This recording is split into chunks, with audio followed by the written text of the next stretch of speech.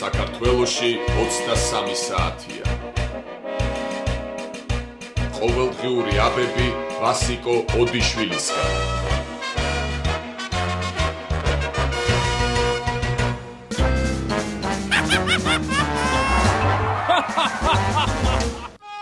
ეროსი ნაჯახით მოსდევს თავგატეხილ მაესტრო ჟურნალისტს და ხალხს ეძახის. დაიჭირეთ ხალხო, დაიჭირეთ, მაგას სტოკჰოლმის სინდრომი ჭირს და უნდა უმკურნალო.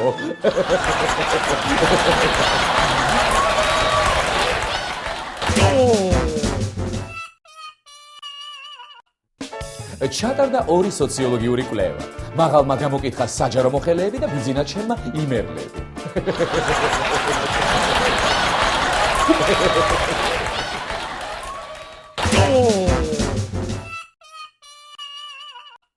საღამო მშვიდობისა, თქვენს ტელე და რადიო ყუთებშია ყოველდღიური გადაცემა, ყოველდღიური აბები ვასიკო ოდიშვილისგან და მე გადაცემის სამყარო ვასიკო ოდიშვილი გაახლავთ. როგორც ხედავთ, მე ისევ ვითომ გაურკვეველი და საეჭვო რეპუტაციის ახალგაზრდებში ვიმყოფები. და ისევ შეუფერხებლად გრძელდება ჩემი ცემა ტყება და ჩემი ნაზი სხეულის დამაზიანებელი სხვა მამულიშვილური ღონისძიება. საქართველო, ქვეყანა, სადაც დაუმსახურებელ ფულს აღარავინ იღებს. ქვეყანა, რომელსაც საბანი სადამდე წვდება, იქამდე იხურავს. ქვეყანა, რომელიც ყოველთვის სამაგალითო და თითით საჩვენებელია და მისი მთავრობა, რომელიც უკვე თვითონაა საჩვენებელი თითი. მოდით ვნახოთ, რისთვის ჩამოვიდა საქართველოში სხვადასხვა წარმოშობის ხალხი. ოსაბჭოთა ქვეყნები საქართველოს მოდელზე კორუფციასთან ბრძოლას დაიწყებენ. უკვე მეორე დღეა თბილისში უკრაინის, აზერბაიჯანის, სომხეთის, ყირგიზეთისა და მოლდოვას დელეგაციები იმყოფებიან. ისინი ეცნობიან მოდელს, რომლის მიხედვითაც საქართველოს კორუფციასთან ბრძოლის კუთხით მსოფლიოში პირველი ადგილი დაიკავა. 97%-ზე მეტია, 98% გამოკითხულები საქართველოში ადასტურებს, რომ უკანასკნელი წლების განმავლობაში მათ არ მოუწიათ არავითარი არაოფიციალური გადასახდელის გადახდა რაიმე საკითხის ან საქმის მოსაგვარებლად. მოდით ქვეყნის ყოველი კუთხიდან რათა კორუფციის აღმოფხვრა შეგასწავლო. რა კაცო, არ გჯერათ? განაგაბი არის ით, რომ საქართველოში აღარც კორუფცია არსებობს, აღარც უკანონობა, აღარც შიმშილი. აბა რა კაცო, ჩემი მაღალი და მისი გუნდი დღემია და გზრუნავენ, რომ აღარავის ფული აღარ ჩაუკუჭოს ჯიბეში. აჰა, ძმაო, ჯიგარი ხარ და ამით ბავშვებს წაუღერამეო. რა, თუ არ ჯერათ, აგერ განახებთ. ერთი წუთით? აი ბიჭებო, ოღონდ ჩუმად არავინ არ გაიგოს ეს ამბავი, სამაგერო თქვენ არ მივტყათ. ერთი წუთით? მაშინ კიდევ უფრო მეტი ფული და აღარ მივიღო. კარგი. აჰა, უფრო მეტი ფული და ცოტა რბილი ჩაქუჩები მაინც იყიდეთ. მოიცა კაცო, აბა რა ვქნა? ხო, ეს ვინ არის? ეს თვათ უფროსია თქვენი? ძალიან კარგი. ძვირფასო ამ საზოგადოების მთლად უფროსო. აი, თქვენ ინებეთ ბევრი ფული და იქნება უთხრათ, რომ აღარ ჩამარყან, კარგით?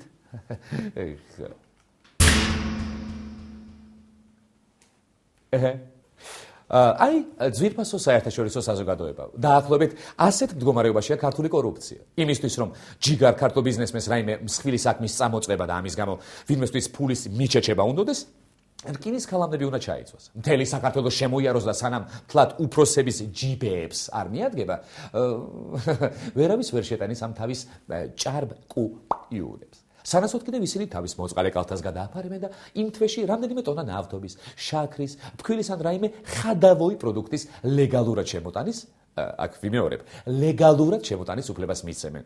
და თუ ამ ბიზნესიდან კიდევ რაიმე დარჩება ამ გაწამებულ საქმოსანს, იმასაც ნაცმოძრაობის წინასაარჩევნო კამპანიაში დააბანდებინებენ. ერთი სიტყვით, რაც უფრო ბევრ ქვეყანას გავაცნობთ ამ გეგმას და რაც უფრო ბევრი მიმდევარი გვეყოლება, მით უფრო მალე გადაგვარდება სამყარო, დაიწყება მეორედ მოსვლა და მაშინ გვეშველება საწყალ ქართულ ხალხს. ასე რომ, მიდით მაღალია ხელოვნების მესვეულნო და მალე გაათავისუფლეთ ქართველთა სულები ამ ქვეყნიური უბედურებისგან. მიდით. ვახო სანაიას შოუში გამართული დებატების დროს ბატონმა ეროსმა განაცხადა, რომ მაესტროს თანამშრომლები შეპყრობილნი არიან სხვადასხვა სინდრომებით. ჟურნალისტების მოქმედება, რომელიც იმ პერიოდში იქხდებოდა, ჩემთვის იწვევს კლასიკური სტოკჰოლმის სინდრომის, ძევლის სინდრომის რეაქციას. მე დარწმუნებული ვარ, ამას პირდაპირ გეუბნებით, რომ ძალიან დიდი უმრავლესობა ამ ტელევიზიის დღევანდელი თანამშრომლების, რომლებიც ეხლა არიან ამ მდგომარეობაში, თავიანთ პოზიციაზე ძალიან სერიოზულად ფიქრობს და გააგრძელებს ამ მიმართულებით ფიქრსაც და მოქმედებას. არა, მართალია ბატონი ეროსი, ხო? მიმართა მაესტროს ყველა ჟურნალისტს, ჩემს კოლეგებს, ისა, დაუყოვნებლივ ვიფიქროთ კაცო ამ ყველაფერზე. ერთი წუთით უნდა ვიფიქრო. მადლობთ. იცით, აი ვიფიქრე და მაინც მაღალი სატელიტი ხართ მე მგონი ბატონო ეროს. აი, კარგი, თავიდან დავფიქრდები. ერთი წუთით. აჰა. ისე ვიფიქრე ჩემო ბატონო და რა ვქნა ხა, სხვა აზრი არ მიტრიალებს თავში. უფრო განმიმტკიც და რწმენა რომ მაღალი კაცის ტყვე ხარ. არა, თუ გნებავთ კიდევ ერთხელ დავფიქრდები. მადლობთ. ვაიმე, აი, როგორც იქნა მივხვდი, გამინათ და გონება. ისა, ირაკლი ოქრუაშვილიც მაღალი სატელიტია, ხო? არა, მგონი მართლა სტოკჰოლმის სინდრომით ვართ მაესტროლები შეპყრობილ. გვაციებს და გვახველებს, თორემ ეხა ეროსი როგორ არ უნდა გიყვარდეს კაცს. რა ბიჭი გვეძლეოდა, მაგრამ ჭკუა არ გვაქვს, ჭკუა. 2%-ით არ აქვს ბატონ ეროს საარჩევნო რეიტინგი, მაგრამ ამის მიზეზი ის არის, რომ ქართველი ერით სტოკჰოლმის სინდრომით არის შეპყრობილი. ჭეშმარიტად ასეა, კაც. სხვადასხვა პოლიტიკურ პარტიებს მონუსხული ყავთ ხალხი და საერთოდაც ამ ყველაფრის უკან მასონები დგანან. თორემ შეიძლება ეხა დედამიწაზე ერთი კაციც არ უჭერდეს ხარს ბატონ ეროს. ხო და გულზე ხელი დაიდეთ ბატონ ეროს და თქვით ეხა რა შეგჭირდებათ ასეთი ავადმყოფი ჟურნალისტების გუნდი როგორც მაესტროლები არის. განა ეხა ეს ნორმალურია? თქვენთან იყვნენ და სხვა მამაკაცები ფიქრობდნენ. ეს ხომ პიროვნული ტრაგედიაა. მე გირჩევდით ღვინოში ჩაახშოთ თქვენი გზნობები და აღარ იფიქროთ ჩვენზე. აი ისე შენს კი ქონდა ეროს შანსი რომ შენს მიმართ ყოფილიყავით სტოკჰოლმის სინდრომით შეპყრობილები, მაგრამ შანსი ხელიდან გაუშვი. ვერ ივაშკაცე და კარგად ვერ გამოვკეტე მაესტროს მეორე სართულზე. აი ჩემი ჯალათებივით რომ მოქცეულიყავი, ნამდვილად შემიყვარე. აი ხომ ხედავ როგორი სტოკჰოლმის სინდრომი გამოვიმუშავე ამათ მიმართ. აბა საქართველოს პრეზიდენტი ეს ის ამოუცნობი ფენომენია რომელიც ჯერ ნასასაც კი არ შეუცვლია. აი ნახეთ რას ამბობს ეს ამოუცნობი ობიექტი. მიხეილ სააკაშვილი ბათუმი და ანაკლია ნიცას და კანის კომბინაცია. ამას საინფორმაციო სააგენტო ინტერპრეს ნიუსი. ხო, რა ვიცი, ხო.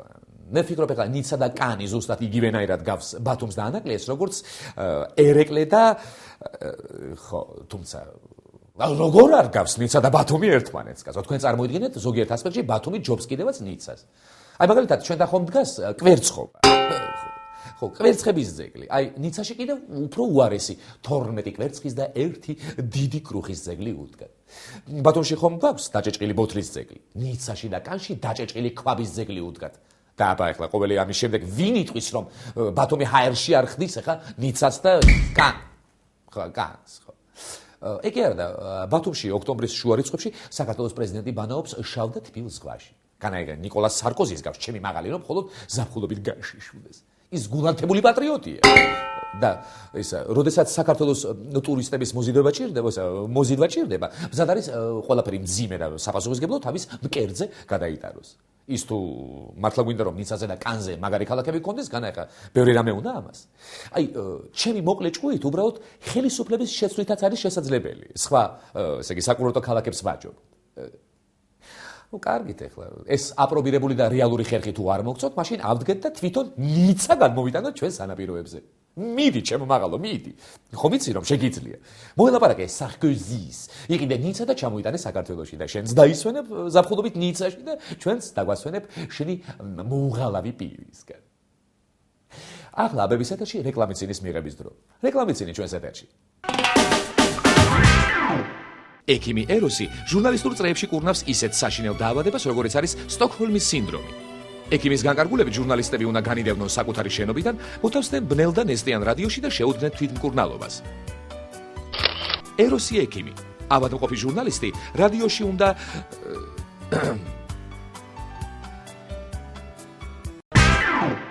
კორუფციასთან ბრძოლისთვის სატევარ ამოღებული მსოფლიოს საყურადღებოდ.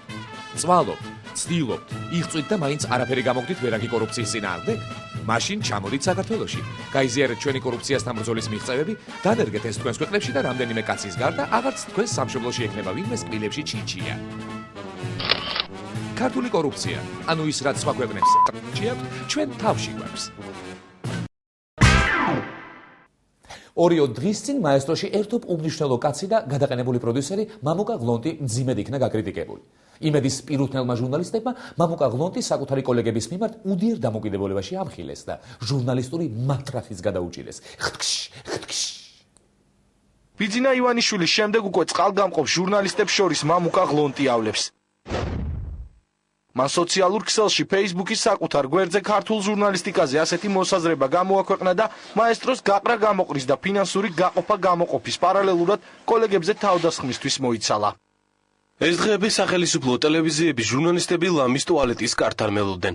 ხოდა როცა ყველაზე საინტერესო განცხადება კეთდებოდა, მაკა ასათიანის ადვოკატის პრესკონფერენცია, სადაც ერასთა ქურდობაში იყო მხილებული, არც ერთი სახელმწიფო არხი არ მოვიდა. აბა მიპასუხეთ, ეხმარება თუ არა ხელისუფლება ერასთას. მერაბ მეტრეველს, სვიად ქორიძეს, აკუს, ეკა კვესიტაძეს, პრაიმ ტაიმს. იქნებ დაუცვათ ეს კითხვები სხვა ჩახველულ კითხვებთან ერთად. ღმერთო ჩემო, როგორ გაცხარებულ ხართ ბატონო მამუკა? მე რა ეხლა რომ საკუთარი შენობიდან გამოგდევნეს და მე რა რომ ქართულმა სასამართლომ ავაზაკზე გაქცვა. თქვენ რა არ გაგიგიათ რა წერია მერაბ მეტრეველის მიერ დაწერილ ჟურნალისტთა ეთიკის კოდექსში, რომელიც თვით ზვიად ქორიძის მიერ არის რედაქტირებული. ჩაიხედეთ და ნახავთ რომ როდესაც ეთიკურ ჟურნალისტს მარჯვენა სამონტაჟოს ართმევენ, ის ვალდებულია მარცხენა საეთეროს გაუწოდოს მტარვალს. და ბატონო მამუკა, ეხლა თქვენ ფიქრობთ რომ თქვენ ტუალეტთან პატიოსანი ჟურნალისტები რაიმე მზაკრული მიზნით იყვნენ შესაძლებელი? არავითარ შემთხვევაში. ეგენი უბრალოდ ღრმად არიან დარწმუნებულნი რომ მხოლოდ ეროსის ბინძური ფულებით ნაკვები ჟურნალისტები დადიან ტუალეტებში. და სწორედ იმიტომ მოვიდნენ თქვენთან რომ ის საოცრება ეხილათ, რასაც ტუალეტიდან გამოსული ჟურნალისტი ქვია. დიახაც უპირთ თვითონ წმინდანი და სპექტაკლი ხომ საკვებად სარედაქციო დამოუკიდებლობას და სასმელად ჟურნალისტურ ეთიკას მოიხმარენ და შესაბამისად ტუალეტებში სიარულის კაბალური ვალდებულებაც არ აქვს საკუთარ თავზე აღებული. ეგეც შენ საშინელო მამუკა. ისე ხო. შე საკუთარ ქონებას უსამართლოდ ჩაფრენილო კაცო შენა. არა, ისე. ერთი კიდევ ნახოთ ისა, რა სიბოროტები ლაპარაკე პატიოსან ჟურნალისტებზე. მამუკა ღლონტმა ამ ჩამონათვალში მოხვედრილი მედია საშუალებებისა და ჟურნალისტების მიმართ კონკრეტული ბრალდებებით წამოაყენა, რამაც მისი აზრით ჟურნალისტთა ლუსტრაცია მოახდინა. მაგალითად, გუშინ ეროსი კიწმანიშვილმა რაღაც ფურცელი აფრიალა დავით აქუბარდიასთან ტელეეთერში. ჟურნალისტს შეეძლო ეჩვენებინა ეს ფურცელი მაყურებლისთვის, ან წაეკითხა და დაინტერესებულიყო, რა ეწერა მასში. უყურე შენ ამას. ნახე რა სასტიკი რამე დააბრალა აქუმართალს. ვისა საბუთი რომ მოგიტანეს უნდა წაგეკითხავ. ისე დაპარაკო. გათავისუფლებო პროდიუსერო შენ. არაფერი არ გესმის შენ მენეჯმენტის. აქუს კიდევ ესმის. როგორ ესმის და ის დოკუმენტად გასაღებული ქაღალდი მაშინ რომ არ წაიკითხა სპეციალურად გააკეთა. დაждდება ახლა და ერთი თვე მარტო მაგით გაიკეთებს რეიტინგებს. ჯერ გამოკითხვას მოაწყობს თემაზე რა ეწერა ეროსის დოკუმენტში. მერე გადაცემა ბარიაში ელისო ჩაფიძე 400-დან გამოიცნობს დანარჩენ ტექსტს.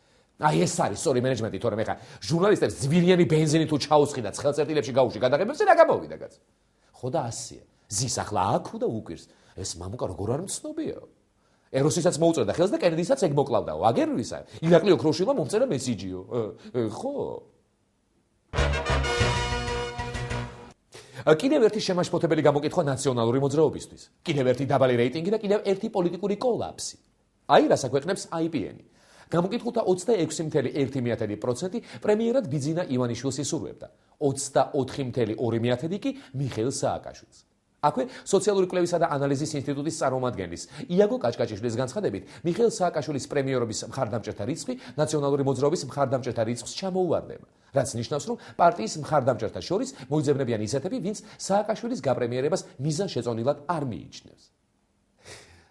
ნეტა რას უნდა ნიშნავდეს ეს ყოველივე, ნეტა რატომ აღარ მოწონთ ნაციონალებს და მათ მხარდამჭერებს თავად ნაციონალების ბელადი მიხეილ მაღალი? არა კაცო, მე ამ გამოკვლევების არ მჯერა. დარწმუნებული ვარ, რომ ბოროტი ბიძინა უჭამს ჩემს მაღალს დიდ რეიტინგს.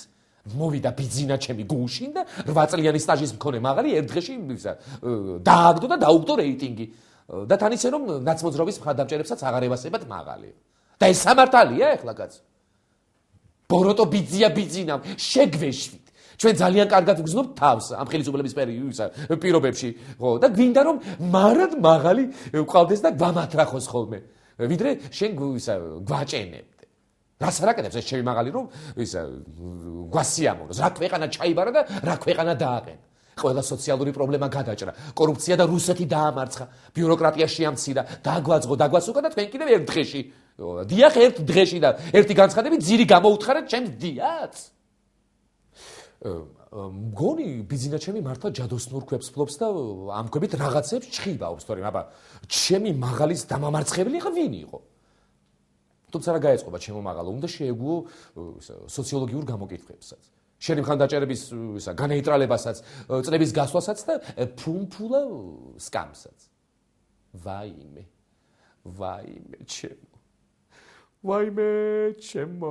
ვაიმე ჩემო მაღალო, ვეღარას დროს ვერ გნახო, შორს მიდიხარ, მიხალ გვემშვიდობები. ჩემს მაღალს ამარცხებელ. აბების ეთერის დასასრულს 5 პოლიტიკური აბის მიღებას გთავაზობთ. იცინიან და იცინიან პოლიტიკოსები. მეხუთე ადგილი. მეხუთე ადგილი დაიკავა ჩემმა მაღალმა, რომელიც ჩვენს წინსვლაზე ისე ურცხვად ლაპარაკობს. რა ვიცი, ხა ეთყობა თავის თავში ერევა საქართველო და იმიტომაც იძახის სწრაფად მივდივარ წინო. თვითონ კი არის ეგრე იცოცხლე, 2 დღე ვერ ჩერდება ჩვენთან. სულ ევროპისკენ მიისწრაფის. ევროპის პარტნიორობის ქვეყნებისთვის ევროპის ალტერნატივა არ არსებობს. ჩვენი გზები შესაძლოა სხვადასხვაგვარად გამოიყურება. საქართველო უფრო ჩქარი ტემპით მიისწრაფის ევროპული პოლიტიკური მოდელისკენ.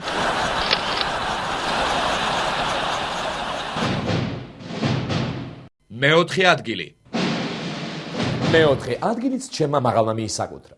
მაღალი ამბობს ოკუპაციას იმით ვებძვი, რომ ოკუპაციას ვეძახიო. აბა ყველამ ერთად დავუძახოთ და მაშინათვე დეოკუპირებული შევიქნებითო. მინდა ვთქვა დღევანდელ სახალხო პარტიის სამიწე ხა მართლაც ძალიან მნიშვნელოვანია, რომ ხარად დამკვიდრდა ევროპულ ტერმინოლოგიაში სიტყვა ოკუპაცია. ოკუპაცია სიტყვა ნიშნავს, რომ ის ყოველთვის სწავლდება დეოკუპაციით. ყოველთვის სწავლდება დეოკუპაციით. მესამე ადგილი.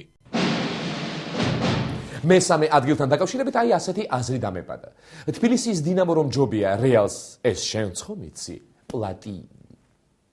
ერთხელ საქართველოს აქება რომ ეს არის მართლა ევროპული ქვეყანა, რომელიც რეფორმებით პრაქტიკულად ყველას უსწრებს, ნახეთ რომ მთელი ევროპას ემუქრება იგივე სააგენტო, რომელიც აპგრეიდი გაგვკვეთა, რომელიც აქცია მაგრამ ჩვენ საკრედიტო რეიტინგში, მთელი ევროპას ახლა ემუქრება საკრედიტო რეიტინგის ქვემოთ დაწევით. ეხლა ეს თავისთავად ნიშანდობი ფაქტია.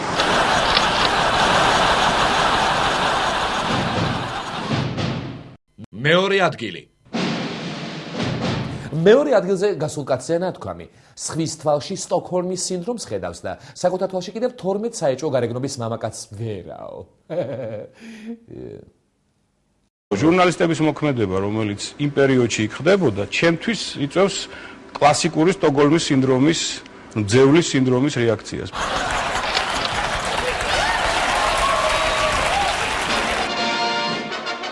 პირველი ადგილი. და პირველი საპრიზო ადგილი.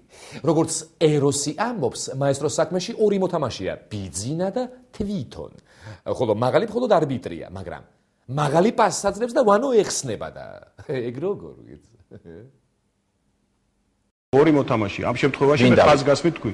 ეს არის ჩემი მხარე და მეორე მხარეს არის ბიძინა ივანიშვილი. კარგით. მესამე მოთამაშე, ვიზეთ თქვენ საუბრობთ, სააკაშვილის სახით, ეხლა არის მომგებიანი არბიტრის თუ კი სასამართლოებში